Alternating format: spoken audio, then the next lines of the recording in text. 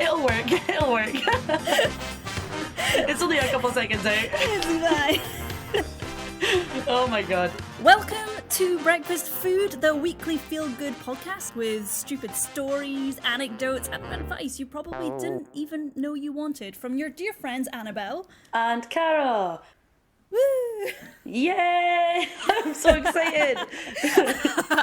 I am so excited too. I would like to note that the wonderful jingle that you just heard was written by our very own Annabel. Oh my god, thank you, Cara. It makes me feel very happy every single time I hear it. Yay! Yeah, it was just layering and layering and layering of all the happy instruments I could possibly find. So that was the result. The Jazzy Trumpet is about 3.5 chef's kisses. I enjoy it so much. Oh, thank you. I'm glad. I love a good jazzy trumpet. you jazzy trumpet. You jazzy trumpet, you. Yeah. So what are we doing? Why are we doing this podcast? So many reasons and no reasons all at the same time. Reasons, so many questions. I think. Well, I mean, we've always wanted to start a podcast, and this seems like the perfect opportunity because we aren't doing much else right now. Yes. And we're not doing much else right now, and you're not doing much else right now. Let's be real. Beautiful. It's the perfect time for you guys to sit back and listen to a podcast that really isn't about anything at all. Yeah.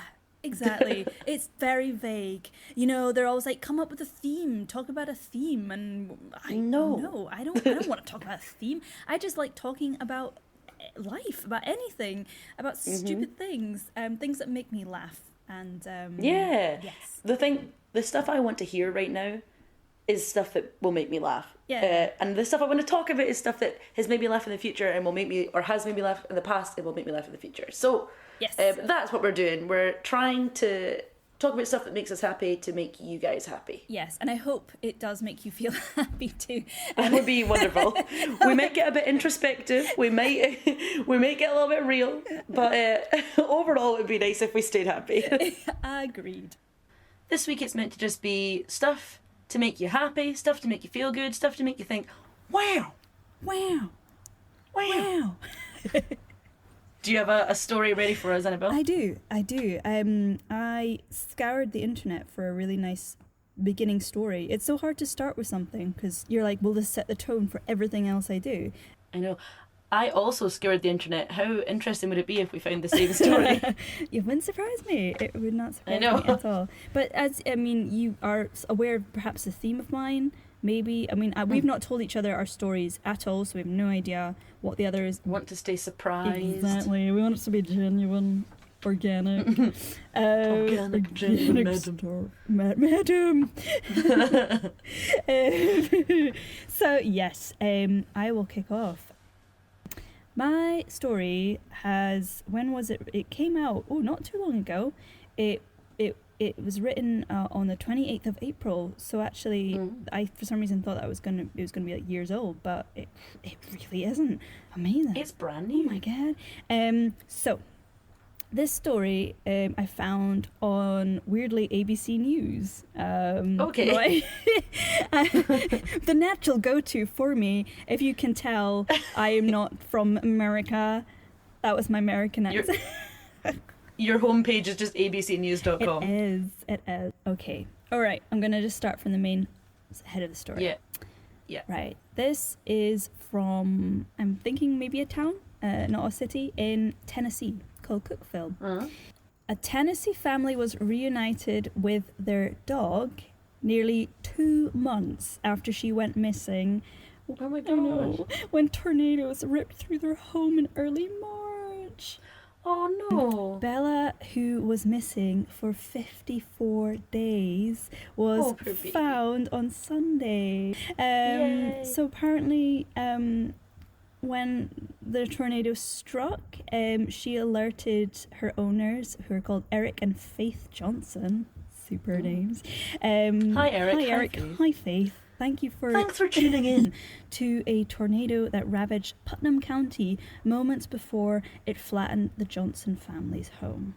Eric says, "This is amazing because to have her back with us, it completes our family now and it puts a missing piece back." Faith Johnson told the outlet last month she was recovering from 2 broken ribs that resulted from holding onto her 2 children too tightly. That's the mum, by the way, not the dog. Oh my god. What is happening? So yeah, she was holding onto her kids and she broke her ribs from it. And the tornado actually also injured her husband, Eric. He was blown off the family while they were crouching in their bathtub. Oh god. I know. This is why, like, I always have these moments where I'm like, it'd be cool to live in America, right? You know, moments. Yeah. Or I'm like fleeting moments. Or like certain parts where I'm like, wouldn't it be cool if we just like moved to the countryside in America and just like, I don't know, lived on a ranch. I mean, as I say, very fleeting moments. I have those. I have those moments about so many countries, Japan being one of them. I went to Japan and then saw the first cockroach and was like, oh, okay, I don't want to be here anymore. That's right. I've heard your cockroachy stories. I mean, oh hideous. In the wallpaper? Well, no, I would like to clarify. They were not in my wallpaper. My house is very clean. But cockroaches can flatten their bodies so that they can get in between the wall and the wallpaper. Jeez. Yes, I know. The only cockroach I ever saw in my house was because I've just completely interrupted your story. You can jumble this around. No, jumble this around great. into the. But interrupt me. Okay, the only cockroach I ever saw in my house, I was brushing my teeth, getting ready for work, and Japanese baths typically are shorter but much deeper, which meant that when I was standing at the sink, I couldn't see into the bath. So for some reason, it was just force of habit. I would just sort of peek over into the bath every morning. And then one day I peeked over into the bath and there was a cockroach on its back just wiggling its little legs. And I spent about 5 minutes just going, oh my god, oh my god, oh my god, oh my god. And then I was late for work because of how long it took me to kill and get rid of this cockroach. And then I got to work and of course the first person I saw, I was like, I saw a cockroach in my house. And they said they have a saying in Japan which translates to, if you see one, there's 100. Nope. And I had the full day I was having like war flashbacks to this cockroach, and I did not sleep for like a good week. I would sleep after I had like passed out in my bed because every noise I heard I was convinced was a cockroach. Yeah, that's it. Like once you're switched on to that being there, that's really hard to ignore. And I mean, did they make noises? So they make like hissy noises? Am I imagining that? Was this a fever dream? No. Did I dream? There are hissing cockroaches, not in Japan, but there are hissing cockroaches. Okay. Some cockroaches, if you kill them in like a specific, so there's specific ways that you're not supposed to kill a cockroach. Okay. One of them is you're not supposed to kill it in any way that would make it die slowly, because if it dies slowly, that's nice. Yeah, they can scream. Oh my god. No! And if they scream, it will alert other cockroaches. The second way that you're not meant to kill them, and I'm so sorry, this is meant to be an easy listening, happy podcast, and here I go. The second way that you're not meant to kill a cockroach is you're not meant to stand on it or squish it, because if it's a mother, she carries her eggs or children underneath her, and if you squish it, it might squirt the eggs out, and you may have hundreds of them. I'm so sorry. We will stop talking about it. Oh, I mean, I'm just imagining the sound of it, I had a spray. It was a neurotoxin spray, and I watched this bug die in real time, and it was horrific. I can imagine. Oh my goodness. Yes, I've never had to deal. I've only experienced cockroaches once when I was a kid, and I was in Spain, and they were in the little place we were staying in, and I think for me the thing that freaked me out about them was the way they were so fast. They're so fast. Fast, and also on hard surfaces you can hear them running, and you can hear them, and not a fan. You know, when I was in Japan, I was a teacher, an English teacher. One of my students loved cockroaches. Okay. He said that he would, when he was a child, he would play with them. He'd like keep them as pets. Much to his mother's dismay. So when I told him about the cockroach in the bath, he was like, "Oh, how big was it?" He was like super excited for me, and everyone else was like cursing me in case I brought one in, I guess. Yeah, it's just like in your hair. Just, oh God, don't. One of my friends is in Vietnam, and she says that for months she had not seen a cockroach. She'd heard other people talk about them. She had been very lucky, and then one day she opened her window, and as she opened her window, one flew in and smacked her in the face. Hey. It was like, welcome to Vietnam. Yeah. Oh, you've not seen a cockroach yet? Allow me to help you. Yeah. Oh, man. We would, clearly, if we were I would like to think personally, if we were in countries where we had experience of these things more often, we would definitely build a healthy tolerance of them. But, yeah. You know. I feel like, when you grow up around them, it's very different. Like, I'm fine with the bugs mostly fine with the bugs that we have here. Yeah. In bonny Scotland, if people hadn't gotten that yet. Do you know what? I'm glad you said that, because I am the worst Scottish person ever. Because You do have a very nondescript accent. I do. People are like, you're from the middle of the Atlantic? It's frustrating because I want to have a more Scottish accent, and I could put one on, but it would also be very boring for me to try and do that all the time. But I am Scottish. Like, I was born here.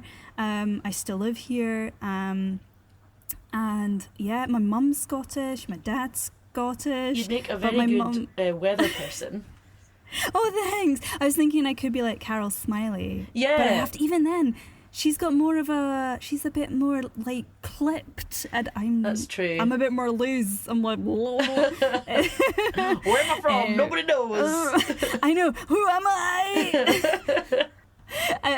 I do worry. I mean, not worry, but yeah, I am aware of my lack of accent, and just have to learn to love myself. Even with my accent, people told me I was too posh. Really? Yeah. I went to a school that was a high school that was somewhere between like people who got in because they were in the catchment area. Fun fact: I was baptized just to make sure that I got into this school. Yeah. So technically, it was a better school than the others. Yeah, it was meant to be. It was meant to be the best school in the area that I grew up. So I was specifically baptized so that school couldn't say no to me. Nice. And that meant that we had like people who were in the catchment area, and then people who like specifically were gunning for that school, like sons and daughters of doctors and lawyers and things. So it depended on like who I was speaking to. But I remember distinctly someone in my year telling me, what was it? He said something like, "I bet you go to bed with your socks on." And I, to this day, don't know what that means. Like, does he literally just mean I went to sleep with my socks on? Because that's hurtful, because I would never do that. Or is that, like, what does it mean? To this day, I'm baffled. If only I could, Andrew, if you're out there, reach out. What did you mean? Honestly, what did you mean? I have no clue. And are you okay? Yeah. And do you have something against socks? I'm not sure. Yeah.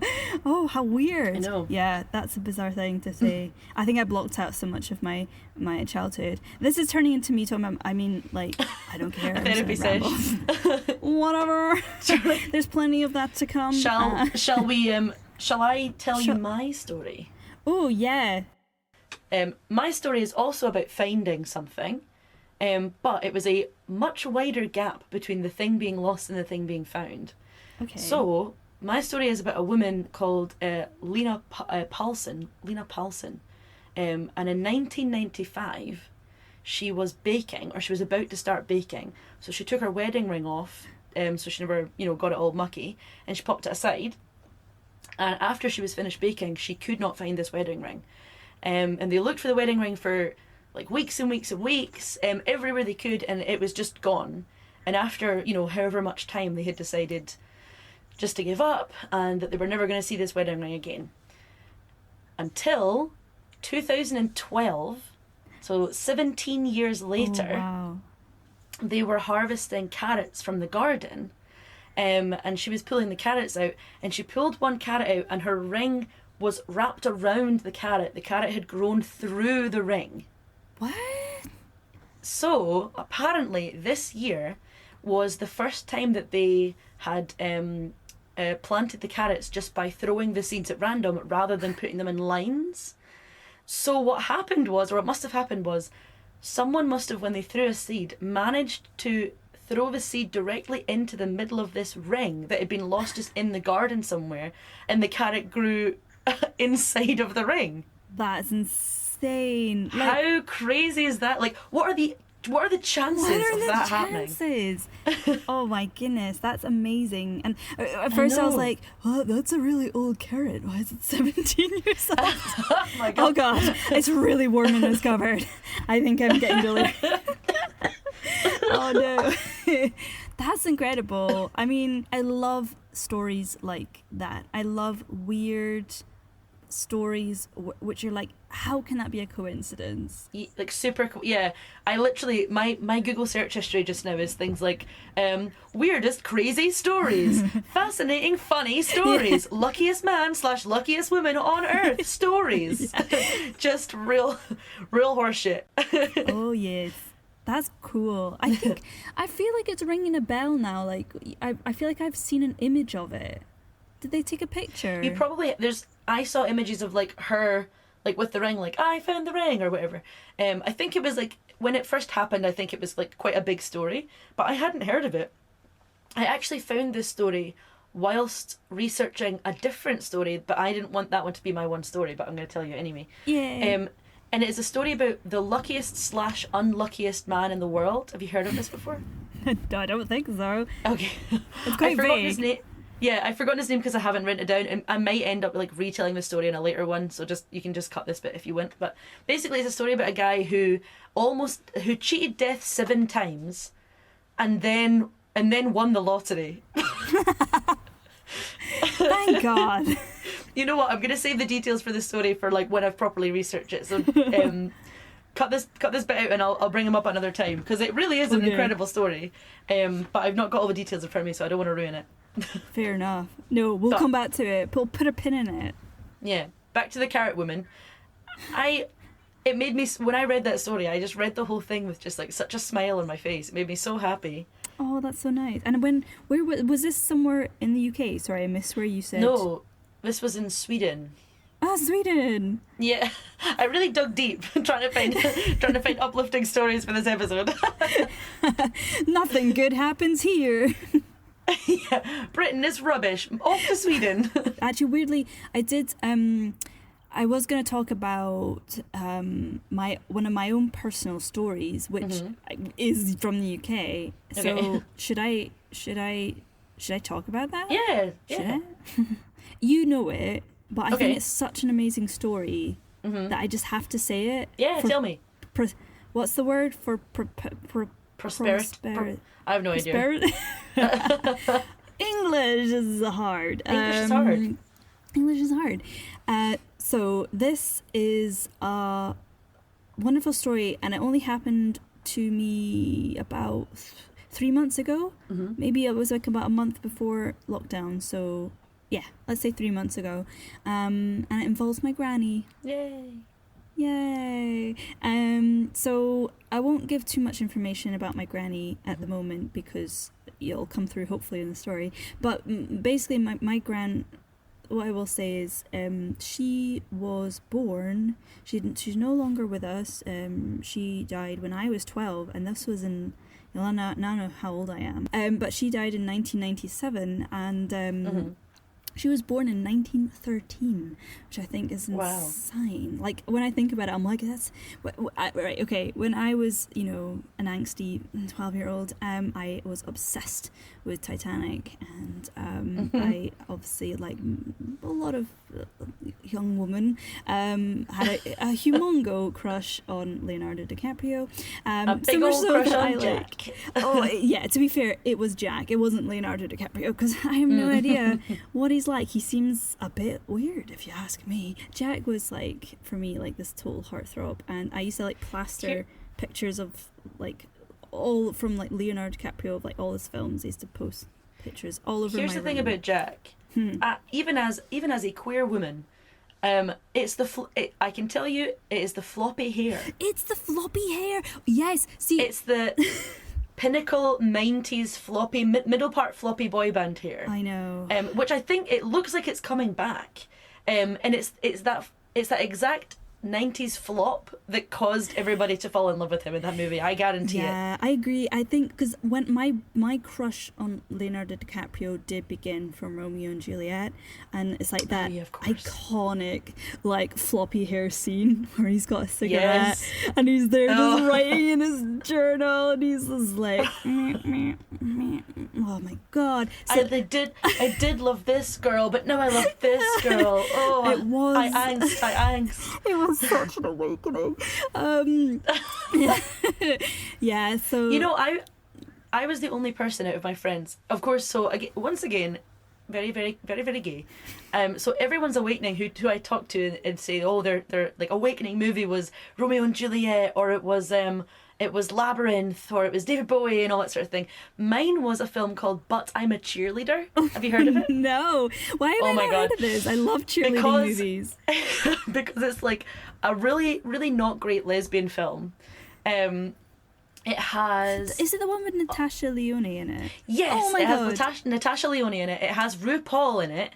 In his younger years, and I'm sure a lot of other wonderful people. The sort of main baddie in it is another really great actress. I can't remember her name, which is going to annoy me. But yeah, it's a film about a girl who thinks that because she's a cheerleader, she can't be gay. She must be straight because she's a cheerleader, and she goes to like straight boot camp essentially, where she meets what we would call Graham, what the Americans called Graham, who is just Graham, who has been in loads of things as well. She's another really good actress. I don't know any actresses' names anyway. And she also had the like pushed back, greasy, floppy boy band hair. And I remember everybody just thinking, well, everybody, the three other lesbians I knew during this time period of my life, thought she was an absolute heartthrob. I was all about Natasha. Yes. Couldn't take my eyes off her. Thought she was wonderful. Oh, it's got Dante Bosco in it. Rufio from Hook. Ah, that's the name. I was like, Dante. Yeah. Why do I know Dan? What a gem. Yeah, Rufio from Hook. He was also Zuko in Airbender. Yeah, Zuko in Avatar: The Last Airbender. Yeah. Just a wonderfully 90s film. And absolutely everybody was obsessed with Clea Duvall, who played this character. And people were obsessed with her, I believe, for the exact same reason that everyone was obsessed with Romeo and Jack from Titanic. And it is because of the 90s floppy hair. Yeah. That dirtiness as well. Yeah. Yes. It was just like slightly like bits. It wasn't just like floppy, like shiny. It was like tousled and grainy. Yeah, like sea salt. It was sea salt. Oh, that was a thing for a while. Spray sea salt in your hair. Just spray it and Trancarin. Oh, it was bad for your hair. Oh my god. Anyway, sorry. Yeah, no, I love it. Anyway, this was the tangent. Titanic, because my grandma was born in 1913, a year after Titanic sank. That's which crazy. I think is mental. That is. So let's try and set the scene a little bit. It's going to be a bit random. Yeah, that's okay.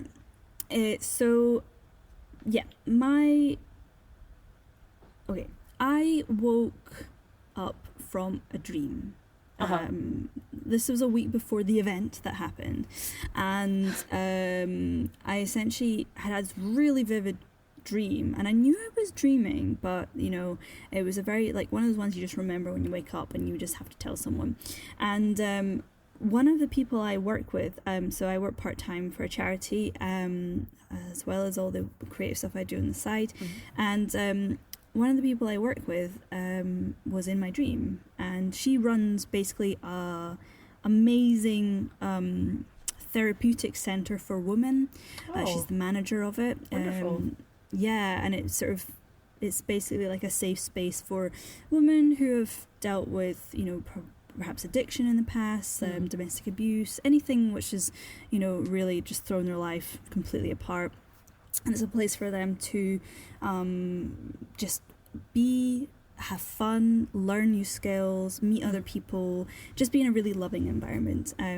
So anyway, I had this dream that she was there in my old childhood home, which was up north in Scotland, and I lived at the time with my granny in my childhood home, or should I say she lived, it was like a kind of divided up Victorian house. So it was like the neighbours lived on the top floor, my granny had the kind of main sort of ground floor, and then me and my mum, my brother and sister lived in the basement. It sounds really bad, but it was actually a lot of fun. Very interesting. I'm just gonna, So anyway, in this dream, she's sort of like the person I'm working with is being a bit kind of moody and mean, and I'm like, why is she being mean? And she's in my childhood home, and she's trying to renovate my childhood home, and she's like, can I get rid of this? This is a mess. And my childhood home in the dream was like an absolute tip. Like it was just like, it was like there was just vines growing through it, that kind of feeling. Weird. And it was just bizarre. Anyway, so I woke up and I was like, that's a weird dream, but whatever. A week later, I'm at this therapeutic centre because we're doing a photo shoot for it, trying to get some nice like images for like brochures and stuff, and she's there, and I'm just sort of like, this is before the place is officially opened. It's only recently opened, and I'm just flicking through some like random paintings on the ground. They were still hanging things up, and I had no reason to look through paintings. Like, I'm not usually that nosy, but I was like, oh, I've got nothing to do. It's nice. So I started flicking through the paintings, and one of them caught my eye, and I was like, God, that style is like really recognizable to me, but that's mental. It cannot be. And this was out of the dream now? This is out of the dream. So this is in real life. And I pick up this painting, and sure enough, I look at the signature at the bottom of it, and it is a painting that my gran painted. That is incredible. There, in this random house, the first time I'd ever visited it. Like, what are the chances I'm in that house? And what's kind of beautiful is on the back of the painting is my old childhood address. And wow. It's just there. So it's like my grand's there, her painting was there. They got it from a house clearance. Like, we know this painting was sold in the late 70s. And we have no records of actually who bought it. So we're thinking maybe the person might have passed away and it ended up in a house clearance. But it was just one of those moments you're like, how is this real? And how is this like just a coincidence? That's amazing. Yeah, and it was just like, I don't know, like, I'm not like religious, but I've had many a weird moment where I'm like, this is more than just coincidence, and that's one of them. And I think it's lovely. I either I'm just like, my grand's sort of like looking out for me, or she's still around, or whatever, or it's just like she's like, take the painting, put it back in the maybe she totally regretted selling her paintings. I don't know. Yeah, so it's hanging up now. They were very, very sweet, the people at the centre, and they obviously gave the painting to me. They're like, well, we can't just keep it now. That would be awkward. So yeah, it's now hanging up in my flat, and it's just lovely, and it's just like a really weird, and it just gives, I kind of draw on it, like, sounds really like hippie-ish, but like I do draw on it when it, like, I need a bit of kind of hope, and I'm like, yeah, like that's just a really nice story, and I'll never forget it. And I, my granny died, as I say, when I was 12, and I only knew her as a child. I never knew what my gran would have been like if I had chatted to her as an adult. Yeah. So it's like a funny experience, and maybe I look through the whole, you do see your childhood a bit rosy, but I would love to have had a conversation with her as an adult and learned more about her, because her life seems so interesting, and as you can gather, she's... even just hearing the small snippet of the fact that she made and sold paintings, Yeah. is really interesting. But I suppose that's something that you share even if, like, you never got to have an adult conversation with her. Like, Yeah. she was creative in her adult life and you've been creative in your adult life, so that's kind of, True. that's still a connection that you have. And I know it's super Yeah. cool that you got one of the paintings. That's such an awesome story. I know. Yeah. When I texted my mum, and I was like, "This has happened."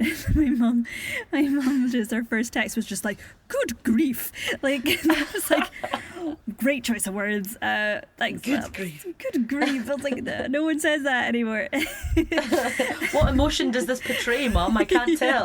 I'm like, call me, don't text me back. Yeah. So yeah, it was just lovely. So that's my kind of feel good weird story. I love weird. I've got so many weird, spooky, ghosty stories, and I just had to say this one. Too good. Spooky, ghosty stories. I love them. I don't have any ghosty stories, although myself and Annabel used to both work at a place called Mary King's Close, which was basically a social historical tour around the forgotten streets of Edinburgh.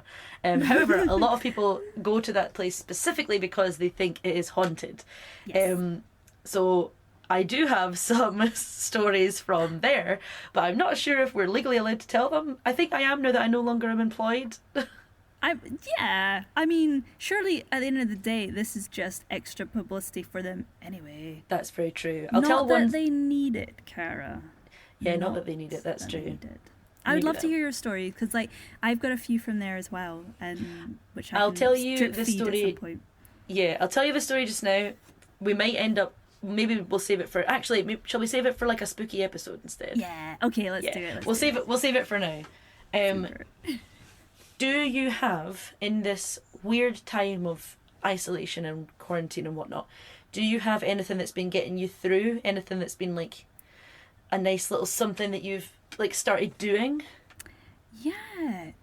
I've been actually watching a lot of what you'd call slow TV. I don't know if you've ever really heard about it or know what it is. I have never heard of it. Nope, no idea. So slow TV, everyone. If you've never come across it, it's essentially hour-long, real-time videos of people, someone just walking through certain cities all around the world. Oh. Yeah. So it sounds dull as fuck, but I promise it's awesome. They film them for, what do you call it, 4K. Yeah, really like intense, amazing kind of crispness where you feel you're actually there, but it's just someone with a really nice camera from their point of view. You're just walking through really famous cities. You're just taking in the ambience, the people chattering. Like, there's nothing specific it zones in on. You're just walking through a street. But it's so cool because not only can you go anywhere, there's so many, by the way, there's so many ones from Tokyo. So if you ever want to revisit some Tokyo, then there's loads. Like, there's... I never got to Tokyo. Really? Because I was down next to Kobe, which is closer to Osaka on the other side of the island. And there's very specific weeks that you can take holiday in Japan, or there was in my company anyway. And they're the weeks that like all of the school children get time off and all of the like places shut and things like that. So places like Tokyo become rammed, and I just never managed to get up there. So I'd love to visit Tokyo via the TV No, you screen. can. Yeah, you can. And it's just like a nice experience. And it really shows you, like, for me, it really showed how much I miss people, which I thought I would never say because I, quite frankly, am very happy just staying indoors. But this podcast originally was going to be about being introverted and awkward. Welcome to Introverted and Awkward. That is my like autobiography for sure. I am, as we said, I am literally in a cupboard right now. Yeah, it's bizarre how much I miss just the ambience, the feeling of other people being around, like not having to talk to anyone. Gross. But just that feeling of being in that place, and it's just so leisurely. The slow TV. I think if you just type in YouTube, it's all on YouTube, so it's all free. So if you just type in slow TV, you can maybe add in like a country if you want to try that and see what they've got. But yeah, I've never visited Japan, so I had zero expectations. But it was just lovely walking through Tokyo, and hearing people chatter, and you can feel the energy coming off the streets and like the shops, and there's some like in dusk, there's some in rainstorms. It's lovely. I honestly, everyone, try one out and switch off and just listen to it, watch it. Don't think of anything, just take your mind off stuff, and yeah, I think you'll feel better. That sounds so nice, especially because I'm much the same. Something that I never thought I would say, and I don't like it even now coming out my mouth, but here we are. I miss my work. I miss going to work. Yeah, I know. I miss my work simply because I work with quite a small team. There's like 10 of us all up, or, and we're all either friends or very close, colleagues, I guess. But I just miss the banter, and like one of my quarantine fantasies is literally just thinking about first day back at work, everyone's in the building and we all just have a big hug. Oh, that's nice. I know. I really miss like cuddles, which is so strange because obviously I live with my partner and I get plenty of cuddles. I am not malnourished in the cuddle department, but it's like getting a hug from your friend feels so different. And I really miss it. I'm such a cuddly person, and just the idea of just like sort of going into the building and being like, hey, open arms, and that and just energy, sort of grabbing everyone. And I know because me and Cara used to work also in this place that you were referring to. We've worked together in so many places. In multiple places. So I totally get like the banter. I miss that too. I want to hug people so much. I know. Yeah, it's so true. But yeah, I do miss cuddles. Cuddles are definitely going to be one of the... Although I say like, cuddles will be one of the first things I do when I get outside. I'll just run up to the closest person. But I think people are going to be like nervous of cuddles for a while. Yes, I agree. Or we won't know how to like interact. We'll just be like... I don't know, like I'm awkward at the best of times saying hi to people. Like now I'm just gonna be I don't know, I'll wave at them maybe. I don't know. I feel like handshakes are going to be a thing of the past at this point. Probably. Because it's going to be so ingrained in us not to do it. Yeah, just kick each other. Yeah, just kick each other. That's how you can tell someone that you like them. Yeah. Celebrating a business transaction, kick someone. Yeah.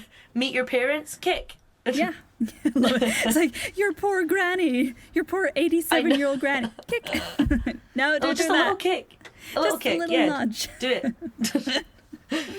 Oh man, stay safe, kick your loved ones. Yeah, we can write that. We'll make a poster. I'll make another poster.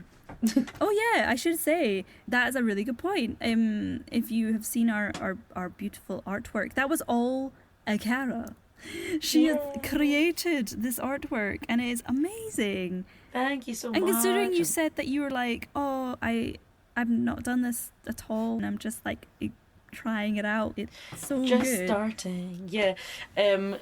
If anyone is curious, if anyone cares about that kind of thing, the programs I used were Clip Studio Pro and Illustrator. Those were the two programs I used. If anyone's interested, not sponsored, not affiliated. But yeah, I really enjoyed doing it. Yeah, sponsor, please give me money. I'm open to it. But yeah, I have really had a really good time doing it. I'm open for commission if anybody wants. But yeah, so the art was done by me and the theme song was done by Annabel. And we're both sitting in cupboards in different cities, and it's wonderful. It is. Do you have any recommendations? Did we just gloss over yours? Or is your recommendation hugs? No. I side with the government. Currently no hugs. No, I do have a recommendation for the week, and it was something that I've been trying to get better at, and it was learn to cook something new. Ooh. Because I feel like, you know, I've been doing quite a lot of crafts recently. I knitted my very first hat, which I was very proud of. Thank you very much. But like, you know, there's a lot of things that I could say, do this or do that, but maybe people don't have in their homes. We all have a kitchen. And we all, I'm willing to bet, we all have that like intimidating food that you bought one day when you were feeling more confident, and it's lived in your cupboard ever since because you're too scared to cook with it. And it's raging at you. Yeah, every time you open the cupboard. It's holding a knife.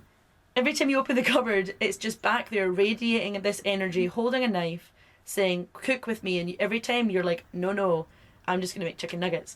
Well, it's time. It's time to learn how to cook with that thing. Recently, I made bread for the first time. Yeah, I made my first loaf of bread. And actually, it went really well. Everybody told me to expect a disaster. Apparently, the first time you make bread is always heinous. Like, the first pancake that you make in a batch, you just throw it away because there's no point. Apparently, it's the same with a loaf of bread. But the bread came out really nicely. I was so proud of myself. Actually, a little shout out to James if he's listening. I followed along with James's YouTube tutorial, James Parnell. So that is the reason that my bread came out well. So thank you so much, James. Thanks, James. However, I believe karma caught up with me pretty quickly, because the second time I went to make bread, I was preheating the oven. I had the bread waiting to go in the oven, and the oven literally exploded. Oh my god.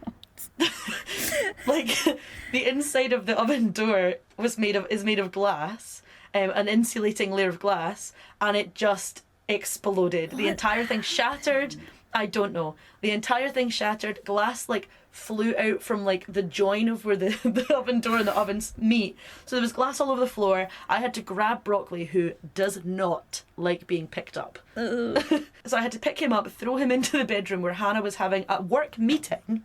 Awesome. And I had to be like, hey babe, can you come off the meeting? Your oven's exploded. There was glass all over the floor. We had to get a new oven brought in and installed, which was such a faff because no one's allowed to come into the house. So it was, but we have a new oven. At some point I will get back to it and I'll make more bread, and hopefully this oven will not have a vendetta against me for my first perfect loaf. That's bizarre. I know. And they didn't tell you what it was. They were just like, they just do it sometimes. Genuinely, the guy literally showed up and he was like, oh yeah, like this model sometimes just does that. Oh, okay. And I was like, thanks. How can you say that an oven just sometimes explodes? God, that's crazy. Yeah, like what if Broccoli had been right there at the oven? I know, he usually is. His favourite place is somewhere in the kitchen screaming. So, but thankfully at that moment in time, he was feeling really cuddly. So he was up with me on the couch. So yeah, everyone was fine, everyone was safe. But yeah, wow. Try not to take that as a reason not to do the thing that I've told you to do this week. And yeah, try and cook something new. We made sauerkraut recently. Yeah, well, we've made a spicy sauerkraut, so we're calling it firekraut. Oh, that's brilliant. Yeah, pretty. Feuer, you should say Feuer. Oh, sorry. Oh, Mrs. Germany over here. Well, not really. I mean, come on. Almost fluent over here, whatever. Yes, that's right. They call me almost fluent Annabelle. It rolls right off the tongue. I'm known throughout Germany. But yes, learn to cook something new, because you've got all the time in the world to do it. You could literally spend all day on the recipe if you wanted to, and then you get to eat something at the end of it, which is always a good thing. And in actual fact, you could cook something new whilst taking a tour of Tokyo with Annabelle's suggestion. That's a great idea. You could find some sort of inspired, like, themed, I don't know, street food dish or something. Wow, yeah. From, like, Japan, and oh my goodness, that would be so good. That would be wonderful. Yeah, you've inspired me. I want to make something. I've been terrible. I've just been eating like just rubbish, and my body's really, really hating me right now because of it. Same. Me and Hannah, we recently realised that it's really easy to make sausage rolls from home, to make your own sausage rolls.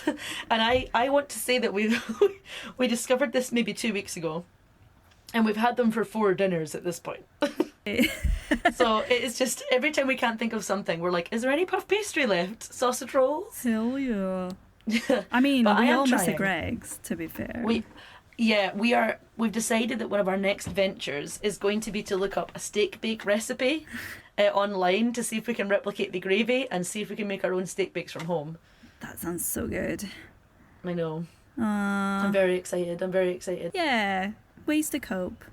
Eating is definitely one of those. Eating is definitely one of them. I would like to say this to every single person listening. If you're scared that you're going to come out of quarantine slightly heavier than you were when you went in, we all are. Do not worry about it. Every single one of us are.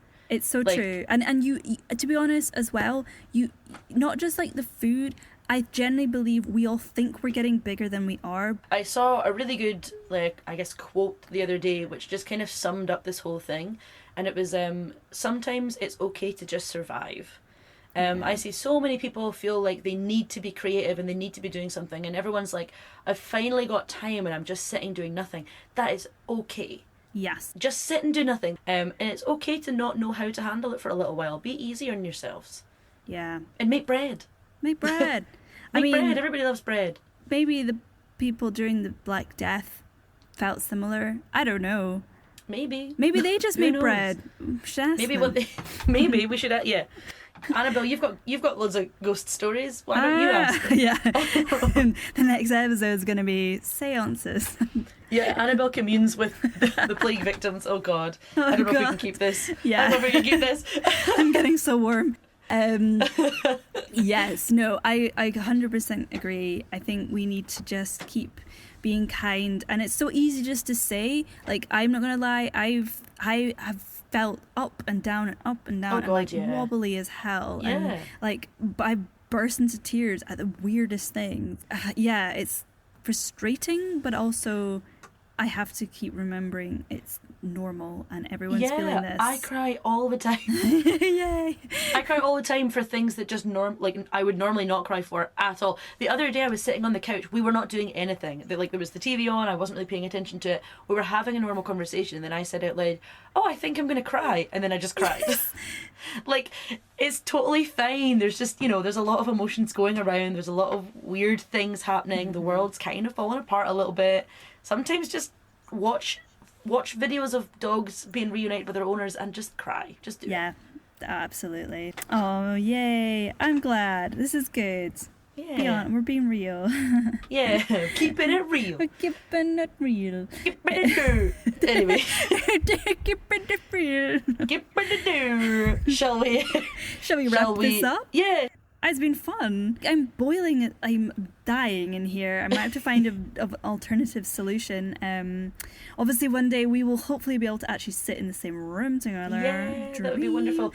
Just before all this stuff started, I bought a house, or a flat. I bought a flat, and I signed every single paper. I sent my deposit, and then 2 days before I was meant to get the keys, we went into lockdown. Super. It was just absolutely brutal, but it's totally fine. What this means is when I move into the flat, we will have a whole spare room to get together 2 meters apart, even if we still have to, and you will no longer have to bundle yourself up into a tiny cupboard, and I'll no longer have to bundle myself up into a slightly bigger cupboard, so that'll be great. Did I ever tell you I when I was, again, sounds like I had a terrible childhood, but when I was a child, I for a while slept in a cupboard. No, you never tell you that? No. In this basement, I slept in this cupboard. Oh my God. And to make matters worse for the story, we genuinely nicknamed this cupboard the spider cupboard. Oh Lord. I know. You've got me wanting to look around. Any mention of the spider something, and I'm in that something, I'm like, oh God, where are they? Yes, but you know what? I wanted to be there. I had the choice to sleep upstairs where my granny was in a completely normal, nice room. But after my gran passed, I freaked myself out. I have a very active imagination, as you might be able to tell. And yes, I decided that I would rather sleep in the spider cupboard than have to deal with the possibility of my gran's ghost coming to haunt me. So, oh God! There you go. And on that note, yes, we are going to wrap up. Yeah, we're going to wrap up for the week. Thank you so much for listening. Yeah. We're gonna try and do this weekly. We'll see how it goes. Again, in the spirit of being kind to ourselves and not pushing things too far. We may be a bit late, we may be a bit early. It's kind of on our own schedule. We'll see what happens. Yeah, we're gonna feel this. Yeah. Do you have anywhere that people can find you, Annabelle? Yeah, so I maybe one day we'll set up an actual account for this. Who knows? But for now, you can find me on Twitter and Instagram. Annabelle Logan. Twitter is at Burnt Out Bulbs, and Instagram I am at Annabelle. This is gonna be fun at Annabelle.l.o.g. Oh Jesus! A.n. Easy. Well, easy That's stuff. That's me. How about you? I only have one dot in mine, and you can only find me on Instagram because I don't understand Twitter and I refuse to learn. So you can find me at cara.mckinley, Ley, on Instagram, and that's pretty much it. But feel free to find us if you want to find us. We're hoping that in future episodes we'll open the floor a little bit to stories from other people that we can bring in, instead of scouring the internet for our stories. So feel free to follow either one of us. Tell one of us the story and the other one can be surprised by it in the episode. That's perfect. And obviously, do that usual thing. If you like what you're listening, please like us, rate. Yeah. If you have that option, subscribe, like, rate, subscribe, all that jazz. All that stuff. Reviews. I don't know how these things work. Review us. Give us 10 stars. Yeah, give us 50 stars. We deserve them. I deserve all the stars. Anyway, I want them. I think I'm getting delirious. I might pass out soon in this cupboard. So Oh God. Okay. we'll say bye. For now. Yeah. Okay. Have a good breakfast. Have a good breakfast. Bye. We love you. Bye.